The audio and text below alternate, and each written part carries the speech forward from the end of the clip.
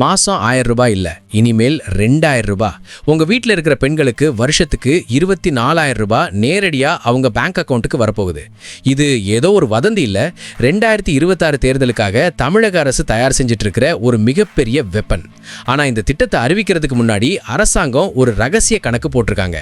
அந்த பணத்தை எப்படி தரப்போறாங்க, ஏற்கனவே இருக்கிற 1.3 கோடி பெண்கள்ல யாருக்கெல்லாம் இந்த 2000 ரூபாய் கிடைக்கும், இதனால தமிழ்நாட்டோட பொருளாதாரமே தலைகீழா மாறப்போகுதா? இந்த வீடியோவோட கடைசியில ஒரு ஷாக்கிங்கான புள்ளி விவரம் உங்களுக்காக காத்திருக்கு.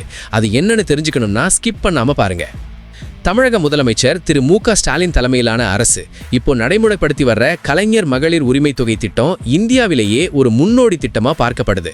இப்போ வரைக்கும் சுமார் 1,30,00,000 பெண்கள் மாசம் 1000 ரூபாய் வாங்கிட்டு இருக்காங்க.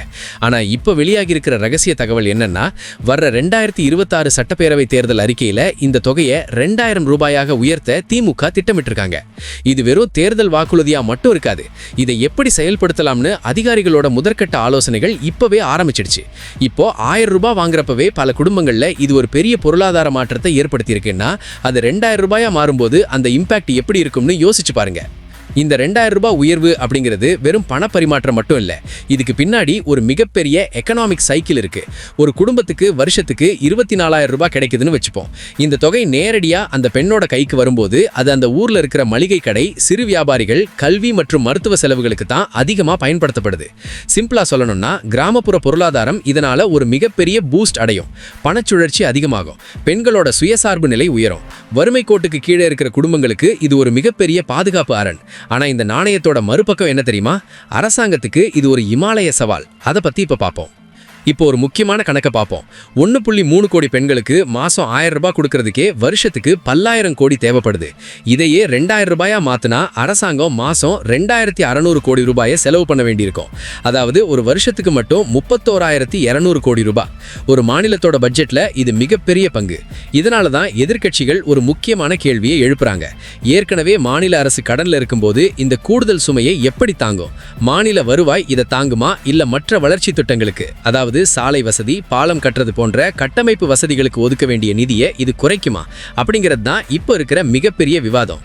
அரசியல் ரீதியா பார்த்தா தமிழ்நாட்டில் பெண் வாக்காளர்களோட எண்ணிக்கை தான் மிக அதிகம். முந்தைய தேர்தல்களில் பெண்களோட ஓட்டு எந்த பக்கம் திரும்புதோ அவங்க தான் ஆட்சியை பிடிச்சிருக்காங்க. இந்த 2000 ரூபாய் அறிவிப்பு அப்படிங்கிறது பெண் வாக்காளர்களை தன் பக்கம் ஈழ்க்க திமுக போடுற ஒரு மெகா பிளான். எதிர்க்கட்சிகள் இதை தேர்தல் வாக்குறுதி அரசியல் அல்லது இலவச அரசியல்னு விமர்சிச்சாலும் ஆளும் கட்சி இதை சமூக நீதினு சொல்றாங்க. அதாவது காலம் காலமா வீட்டுக்குள்ளேயே முடங்கி கிடந்த பெண்களோட உழைப்புக்கு கிடைக்கிற ஒரு அங்கீகாரமா இதை பார்க்கணும்னு சொல்றாங்க. இந்த இடத்துல நம்ம புரிஞ்சுக்கணும், இது வெறும் ஓட்டுக்கான பணமா இல்ல உண்மையான முன்னேற்றமா? ஆதரவு ஒரு பக்கம் இருந்தாலும் இன்னொரு பக்கம் சில முக்கியமான விமர்சனங்களும் முன்வைக்கப்படுது. நீண்ட கால வளர்ச்சியை உருவாக்கணும்னா வெறும் பணத்தை மட்டும் கையில கொடுக்காம பெண்களுக்கு அதிக வேலை வாய்ப்புகளை உருவாக்கணும், அவங்களுக்கு தொழில் தொடங்க கடன் வசதிகள் செஞ்சு தரணும்னு சமூக ஆர்வலர்கள் சொல்றாங்க. அரசு தனது செலவுகளை கட்டுப்படுத்த வேண்டியதும் அதே சமயம் அவசியம். ஆனா நிதர்சனம் என்னன்னா, கடைக்கோடி பெண்களுக்கு இந்த 2000 ரூபாய் ஒரு கௌரவமான தொகையா இருக்குதுங்கிறத யாராலையும் மறுக்க முடியாது. அவங்களோட தினசரி தேவைகளை மற்றவங்க கிட்ட கையேந்தாம பூர்த்தி செஞ்சுக்க இது ஒரு மிகப்பெரிய வாய்ப்பு. ஆக மொத்தம் 2026 தேர்தலோட தலையெழுத்த இந்த 2000 ரூபாய் மகளிர் உரிமை தொகை மாற்றினாலும் ஆச்சரியப்படுறதுக்கு இல்லை.